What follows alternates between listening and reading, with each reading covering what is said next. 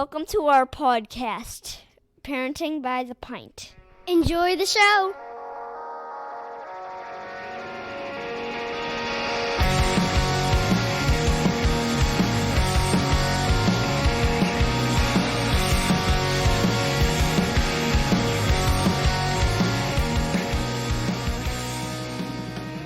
Greetings, Minivan Mafia.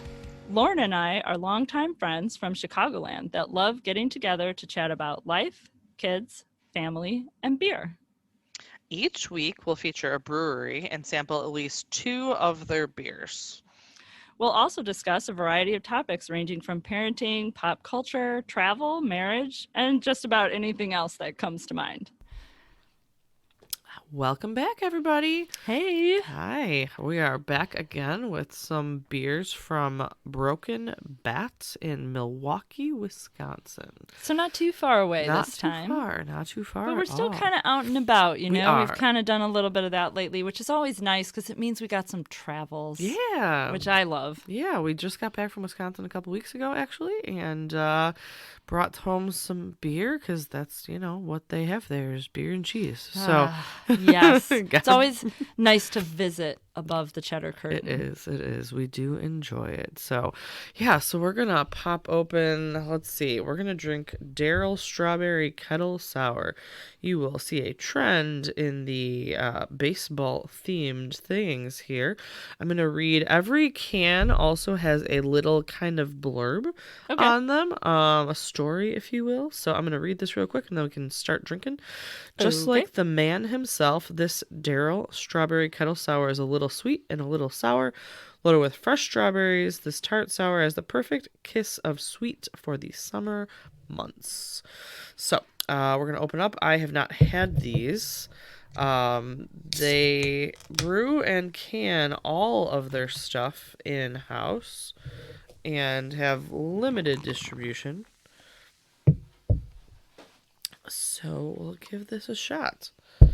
It looks very foamy. It does look very foamy, but I think it's going to settle. I think that was just maybe an overfilled walk can down here and Oh, that could be it. Yeah. Yeah, but it did feel a little overfilled. But honestly, it's the head's shortening a bit. Man, that's clear though. I think I've told this story before, but I had a keg in my Keyser that the pressure was too high. Ooh, yeah. And there was not a ton I could do about it without messing around with the whole system. Because if I just lowered the pressure, it would mess with the other 2 kegs. Yeah. But the alternative is making the line longer on the keg that is coming out too quickly. Yep. And a combination of my own laziness plus cheapness, because I'd have to buy more line. And I buy really expensive beer line now because I have found that it makes a difference. Yeah. And I just didn't want to do any of those things. So every pour was just like a roll of the dice. Yeah. It was like Russian roulette. What are we going to get? You didn't know if you were going to make a huge mess or it was going to be okay. And it was all about paying attention and pouring about half of what you thought you wanted. Just in case. Got it. All right. So we're going to drink this Strawberry Kettle Sour. Look at how clear that is. It settled very quickly. It did settle very quickly. But it doesn't have a little tiny rosy hint to the clarity. It's super clear yellow. It is, but it has a little rosé, if you will. Yeah, rosé. It does smell like a sour.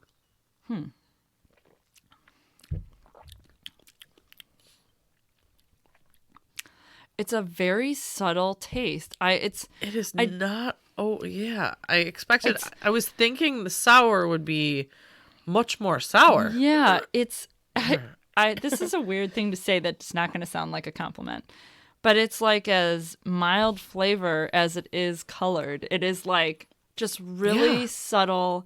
It's got all of the qualities of the sour. You do get a tiny bit of funkiness, especially in the aftertaste. You do, yeah. And I get a little bit of that strawberry sweetness kind of like off the bat, like right at the beginning. At first. It's not overwhelming though. Like the strawberry really to me is very subtle. I would call it berry. I don't even know if I would be sure it's strawberry. It's not overly strawberry. You could almost convince me, and not because it's tart, but you could almost tell me it was a raspberry or something like that, and I would believe you. Yeah, I would. Because I it's totally so mild. would. It's a very mild flavor. It's very crisp and very clean, actually, which is surprising from a sour. It's not real funky. It's not super tart. On the little bit of the aftertaste is where you get a little bit of that. Yeah. But it is not a sour. No. I mean, on the exhale, I get that kind of funky, like, Sure. feeling. But Yeah. I don't really, it's not a lot of flavor that brings that out. It's an interesting beer. So, Yeah. all right, well, let's talk a little bit about Broken Bat. So, Yeah. they opened in 2017. They kind of got actually started with the help of a Kickstarter campaign. The two owners are lifelong friends. And Tim, one of them, it was Tim and Dan. Tim was kind of more of the business end of things. Dan was kind of more of the brewing, Sure. recipe kind of things. Seems to be the trend with duos. Yeah, definitely. Usually. One has a strength and the other has a different strength. So, Yeah. March 2013, he really started thinking about opening a brewery. And he would go and pretend he was working on like a grad paper and go to interview like brewers and brewery owners to get kind of information and research for his plan. And he actually wrote his business plan. He was just in the corporate world, like on his lunch hour in his car to try and get things going. So that was starting. The idea came out in like 2013. They finally opened a place in 2017. They actually then moved to a bigger facility in 2020. So they're in what's called the Walker's Point neighborhood of Milwaukee, which is pretty popular area of Milwaukee. But so the goal of this was to kind of join their two favorite pastimes of baseball and craft beer. So every beer of theirs is going to have some sort of baseball theme. Okay. They're very much they're upstairs in their new tap room is called the Lumber Room, but it essentially has lots of TVs, stadium style speakers. Like when you're walking around the facility, there's pictures showing the origins of each of their different beer names. Oh, cool. Throughout kind of the whole place. So you can walk around and see what their different beers are and the story behind the different beers. So very baseball kind of themed. They described the name. It's Broken Bat. As in baseball, when a bat breaks, it's something unexpected. And that's what they really wanted their beer to be, something different and unexpected. So they went with that. Their goal is to spread love of craft beer and baseball, while also giving back to the community that's surrounding them.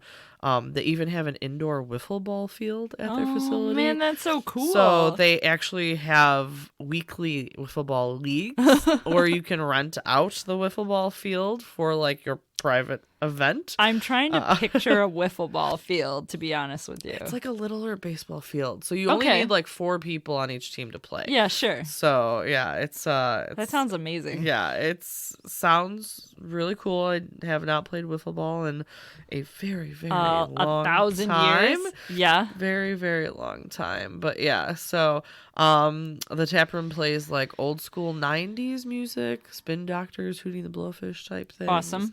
So you can play wiffle ball, grab a beer, listen to some 90s, hang out. Your dog's welcome. It's a lot of places in Milwaukee actually are very dog friendly. Their mug club, it looks like a baseball bat that you can drink out of. Oh, nice. Yeah, that's cool. So it's kind of cool.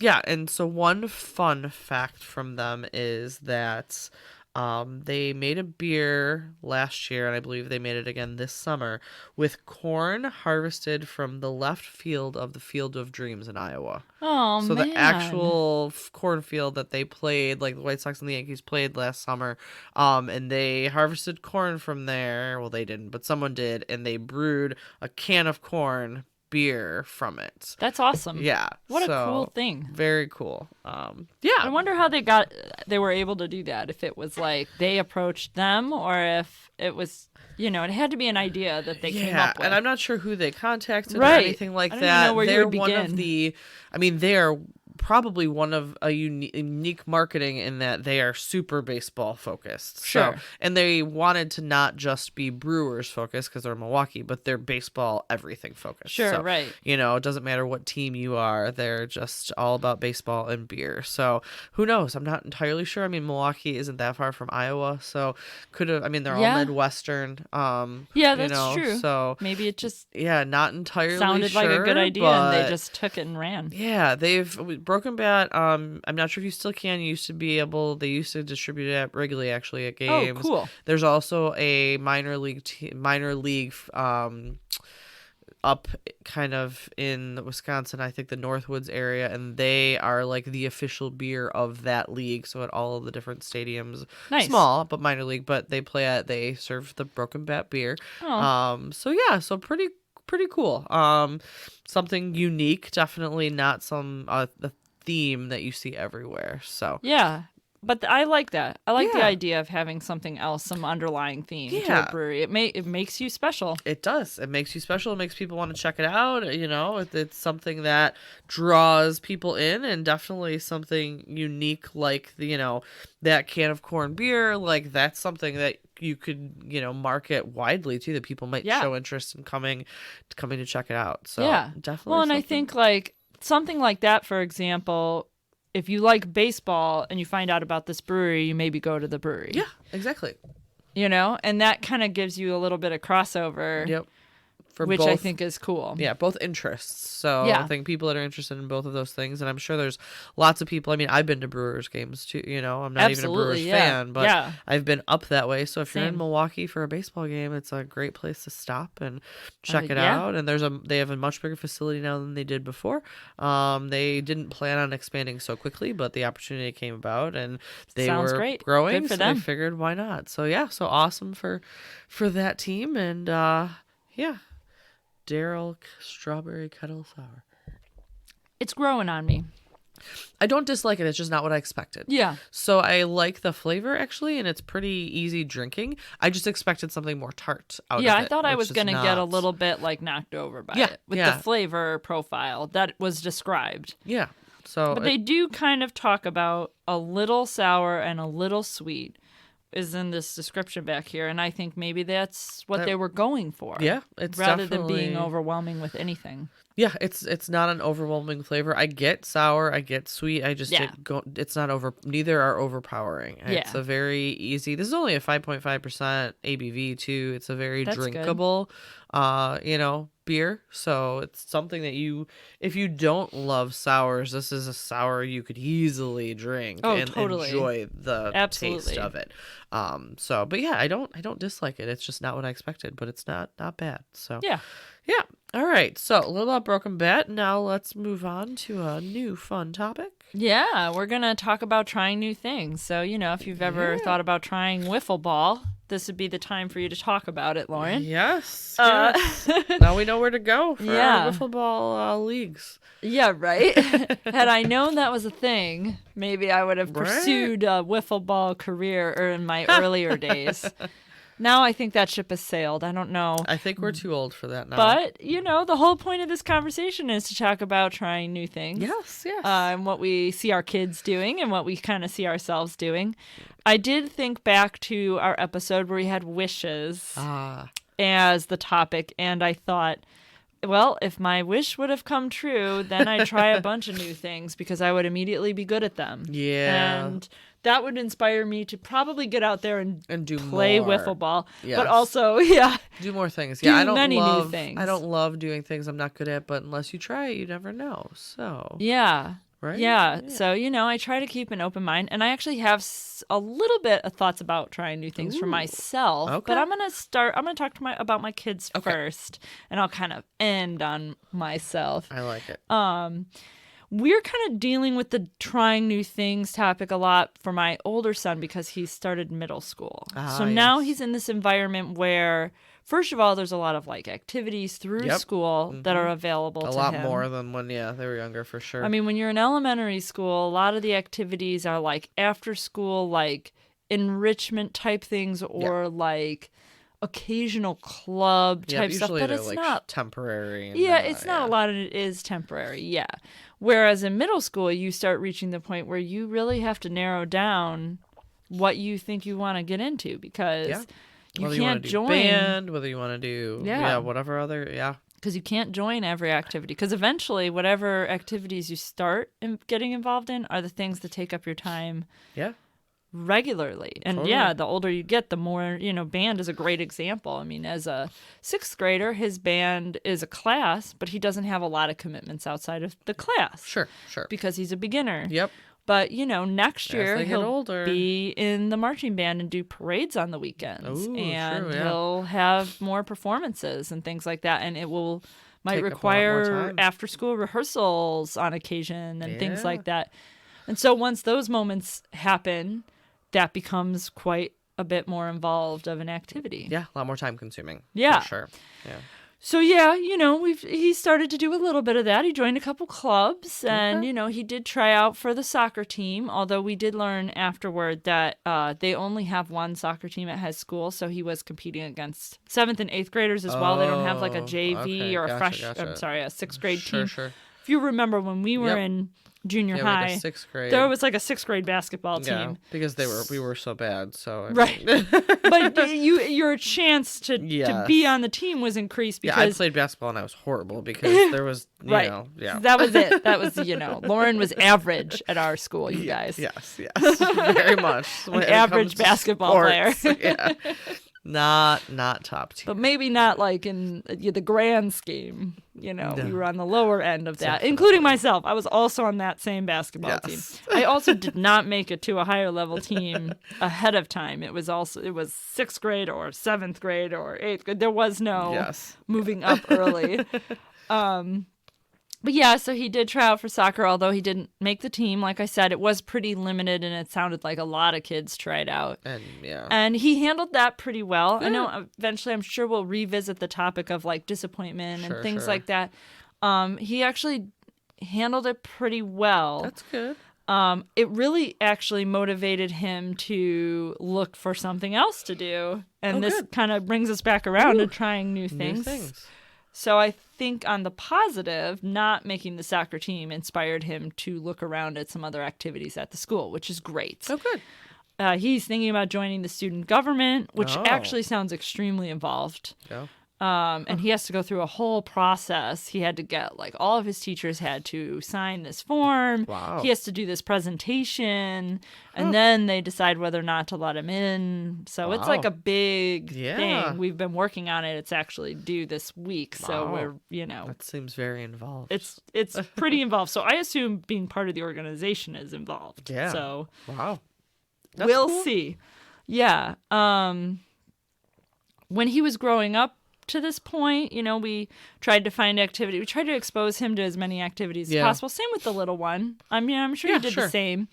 And really, it just became about if there was an area for us that we felt like maybe would help him. So like karate, for example, which I've talked about many times, we wanted him to work on focus and following directions and discipline. And we thought karate would accomplish all of those goals. And it certainly has. He's awesome. much better at all of those things. Yeah.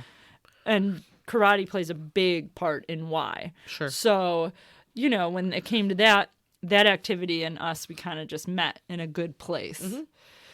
My little one is very athletic, which I've talked about many times as well, but weirdly lazy at the same time. That makes for an interesting combination. I think weirdly is actually the right descriptor with lazy, because if we can get him to try something, he usually enjoys it because he's got this kind of natural athletic ability, and he will be semi-decent at it right away.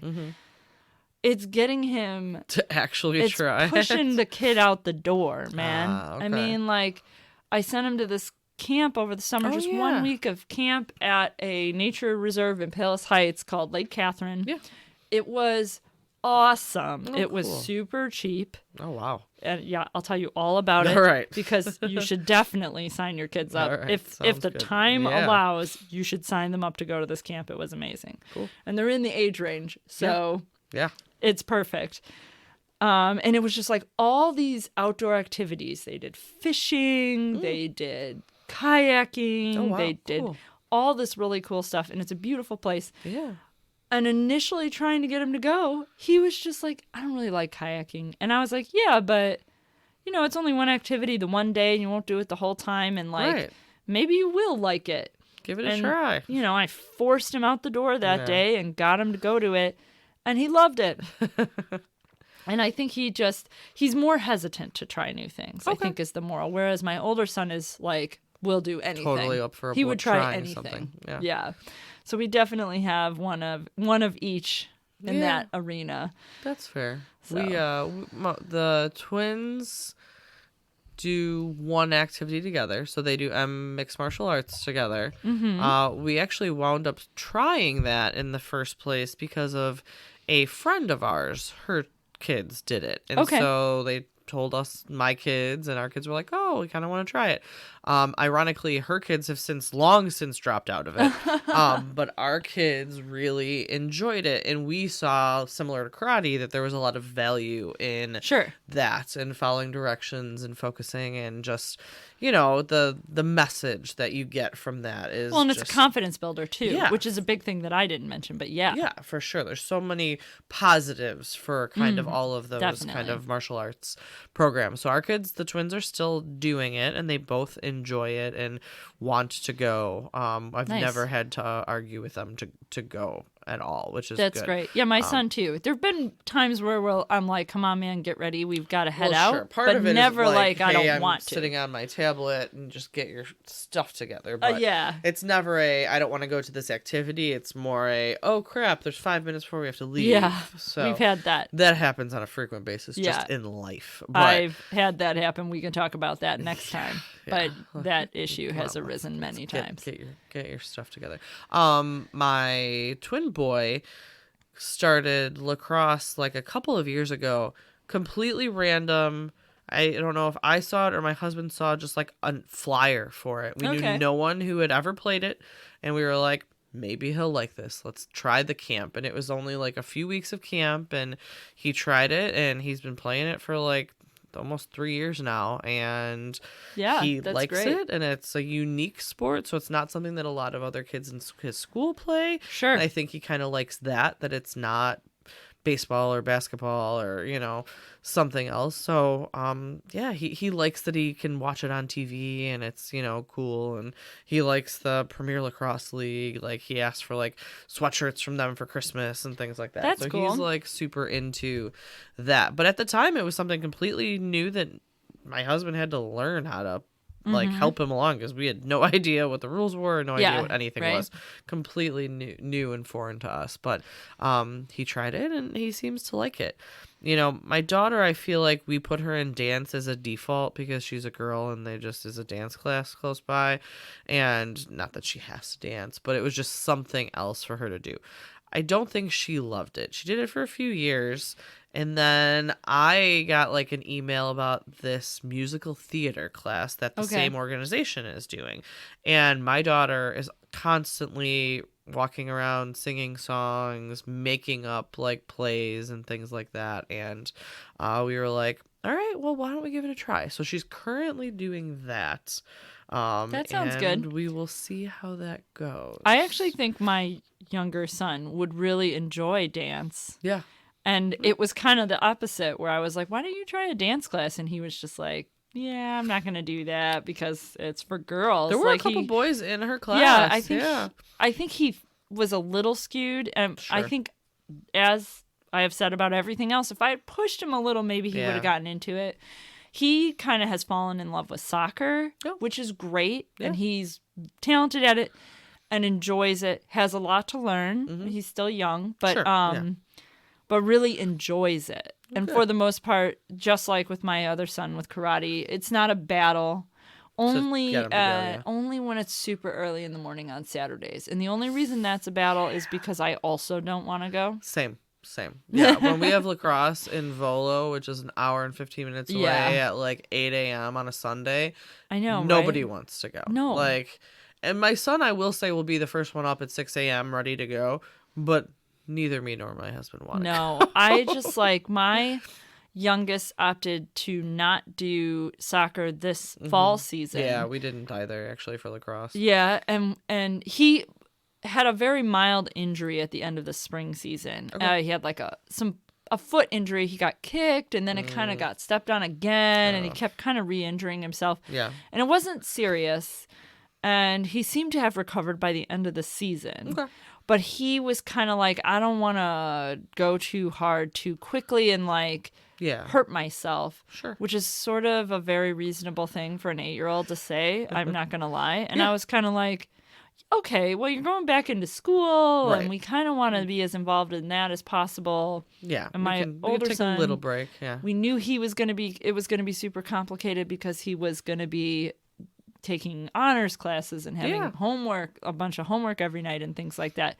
So we didn't want to like fill the schedule entirely. Overwhelm it. I totally get that. And so we just sort of let soccer go this season, and we'll revisit probably not until spring. Yeah. In the winter they play futsal, which is like an indoor soccer. Oh. It's basically what I just described. It's an indoor soccer sort of. And I don't think we really want to do that. Especially because my little one is a tiny bit accident prone, and I think the potential for injury is higher. So I'm going to go ahead and opt out of that. That's but we'll fair. hit it again in the spring, and then probably keep at it for a while after that, unless that's something the thing crazy about happens. sports, though, even at 8, they could play all year round. Absolutely. I mean, if he could. you wanted to, like, we could be doing lacrosse literally the entire time. He did it all summer. We didn't end until August, and then we were like, we all need a break. Yeah, you were like, everybody. maybe don't do it for a little while. Yeah, and he was like, yeah, that sounds good. And I was like, all right, you can go back.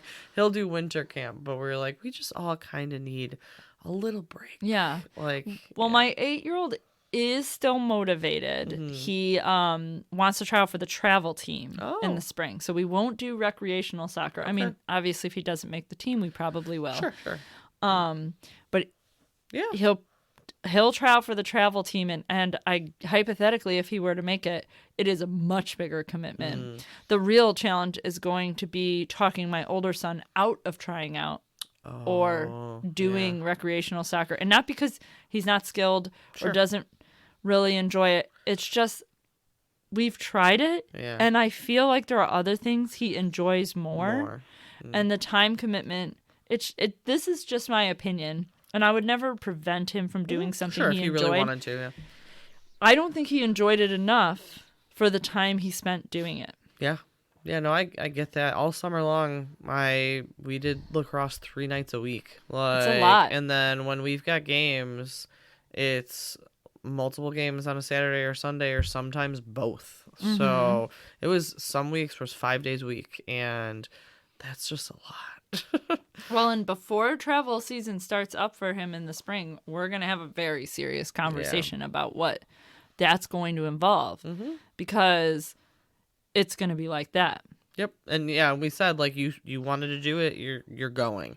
So that's the other thing. Like the problem was like, oh, so and so wants to play today. I'm like, nope, you got lacrosse. Yeah, I think that will make my 8-year-old hesitate. I'm not trying to prevent him from doing it. I think it will make him hesitate. Hopefully he does it anyway, because I think he would really enjoy it. I think the balance would tip the other way for him versus my older son, who I think enjoys other things more. Yeah, and as they get older, it is interesting because there is that you have to make the decision and recognize, like, do you want to have more of a social life, or are you going to continue with these activities? Yeah. And totally. I remember when we were kids, like, that was a thing too. Like, all right, like, sometimes it's nice if you're on activities with the people you would hang out with, but if you're not, and I feel like I don't know, maybe I'm wrong about this, but I feel like there were less sports that people were interested in when we were kids.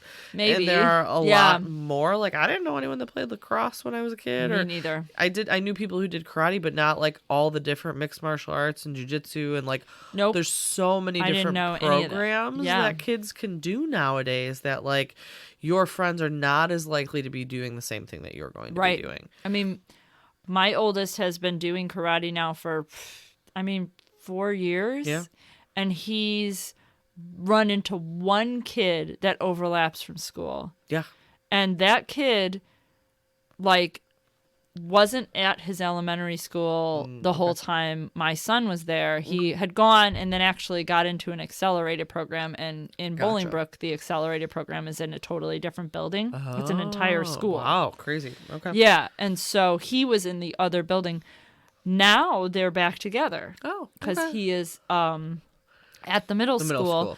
And because my son is in honors classes, they have some classes together a lot. Gotcha. So, which is great. Yeah. And we still run into him occasionally in karate, although I think he's a belt or so above my son because he had started earlier. When my son started was when we knew this kid, and then no, I totally get it.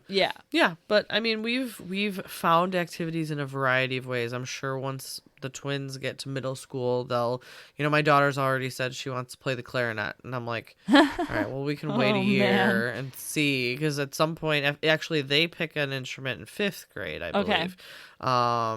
Because that's when middle school starts for us, is 5th grade. You've said that. So it's unique. So I'm like, all right, well, you've got things like let's try this. And then one of her good friends is in Girl Scouts, and so that's another activity that they're like, maybe I'll try it. And I'm like, that's a big commitment as well. And I feel like that's even really more what you were alluding to earlier when you were like, oh, do you want to have a social life or do you want to play these sports? And I think actually Girl Scouts is an activity that I did where I had to make that choice because Girl Scouts was going to become the only thing I was doing. Because it is time consuming. Well, and it does become that. It really because does. Eventually you have the meetings and you do these activities and you go camping and you go on these service projects and you do all of these things. Takes a lot of and time. it's all you do. Yeah. And if that's what you want to do and your circle is there and that's where your connections are, it's an amazing activity. It just, for me at the time, it was, well, now I got to pick between this and the sports I want to do and the social activities. For sure. And had I kept doing it in high school, I wouldn't have been able to do marching band, which is something that I really enjoyed. Yeah, there's definitely going to start as our kids get older, those kinds of things, like which one, because you probably can't do all of these things anymore. Yes. But there's lots of different ways that we've kind of gotten into them, whether it be completely random or a school thing or friends or any of those things. There's lots of different ways that we've even learned about things, and I feel like that's the same for adult activities. Like my husband joined a gym randomly, and he really enjoys doing that, but I think he heard about it from somewhere or from like a Facebook thing or something like that. And, kind of tried something new again, even as an old man like that we are. And I feel like I am horrible at finding new activities or hobbies to do, though. I am also like that. I think that's why we do this, though. Yeah, totally. This is something that this we were is like, our activity and we hobby. want to try. Well, that's kind of what my husband says to you. He's like, well, you're going to go podcast this day, and I'm going to go to the gym this day. Yeah. And I'm like, cool. But like outside of this, like, he's like, you need a hobby. And I'm like, my hobby is just like surviving at this point. I know. And it's funny because I feel exactly the same way. Like I often don't recognize the podcast as a time commitment or as something we enjoy as an activity. Yeah, because really, I mean, deep down for me and Lauren, this is a social activity. Pretty much. This is just a time to interact with another human being who has similar feelings to me. Yes, who isn't my child and wants or to my drink husband. while we express said feelings. And sometimes it's educational because I learn about a brewery. Yeah. But otherwise, it's really just hanging out. Yeah. And so this is a social event. So I don't think we look at it as an activity the way that people look at things like crocheting or going to like book club meetings or like, when in actuality, it really is just like those Pretty things. much, yeah. I was in a book club at one point. How'd it go?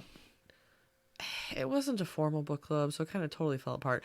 I would join a book club. That is something that I would do because I thoroughly enjoy reading, which I do often on my own. But I would definitely join something like that. Yeah.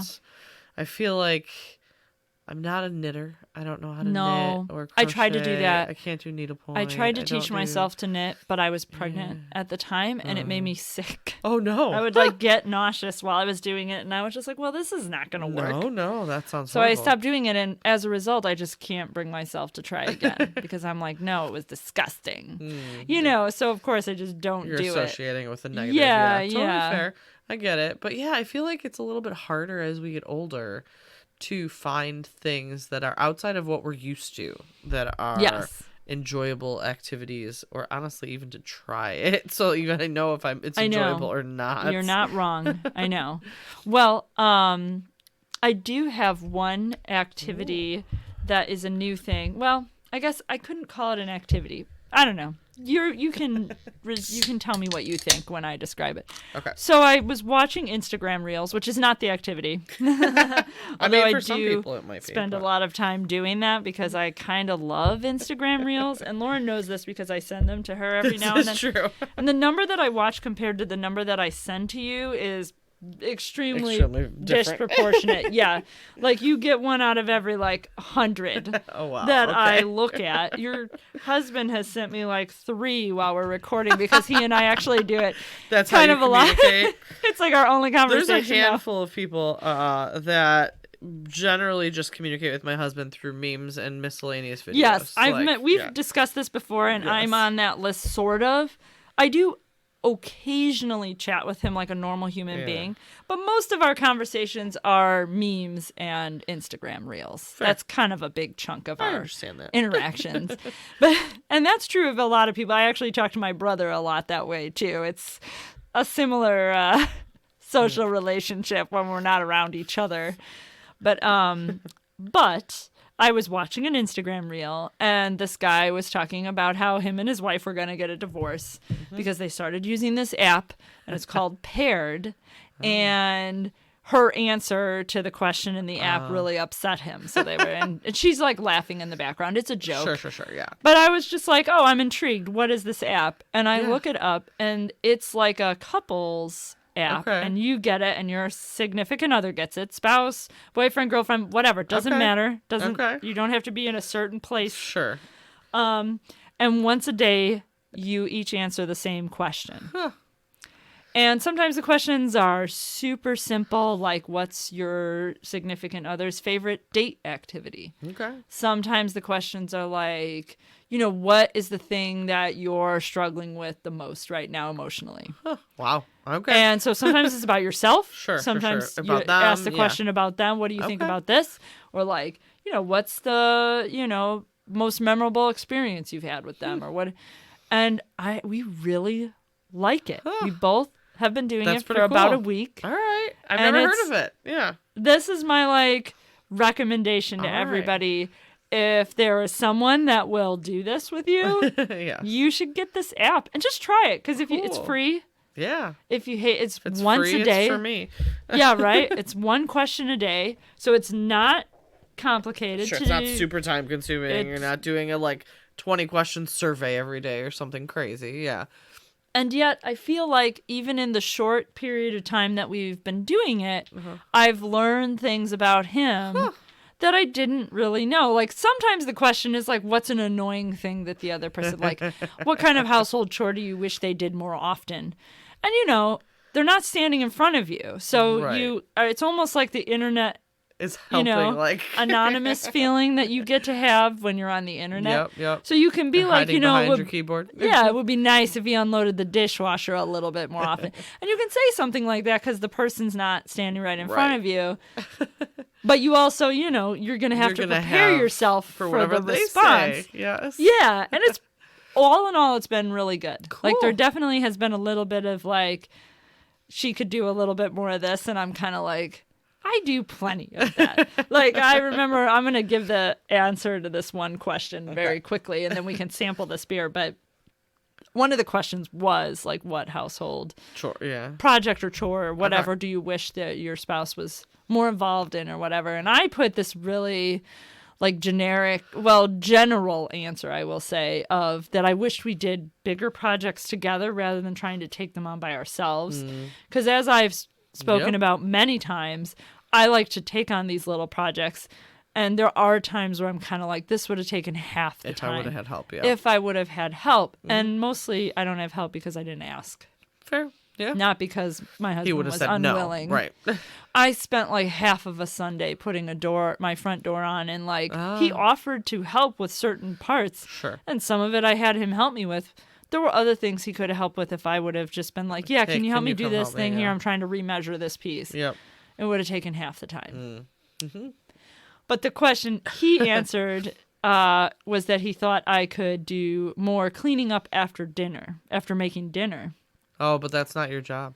Well, so I like made a comment because I had read his answer when I was like with my family, and I was Sure. like, oh my gosh, he says that I should do more cleaning up after dinner. And I was with like my brother's kids or something, and they were like, why don't you clean up more after dinner? And I said, because I cooked the meal. I make dinner. So the So other person I don't clean cleans up if I made. That's how it works in our house. Whoever And- cooks. The best part was that my brother's kids all went, that's what our dad always says. And I was like, well, he's right. Yeah. That's how it works in our house, though. If you cook, you don't clean.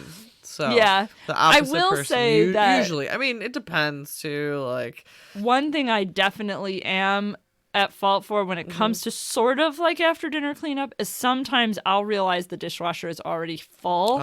And I'll run it, and then it's running when dinner has ended. Yeah. So now you have like this weird situation like, where like do I just wash am I gonna- everything? Do I wait? Yeah. What do I do? Yeah. And in my head, if I had lived alone, Sure. and obviously I could just like tell my husband this, but I don't.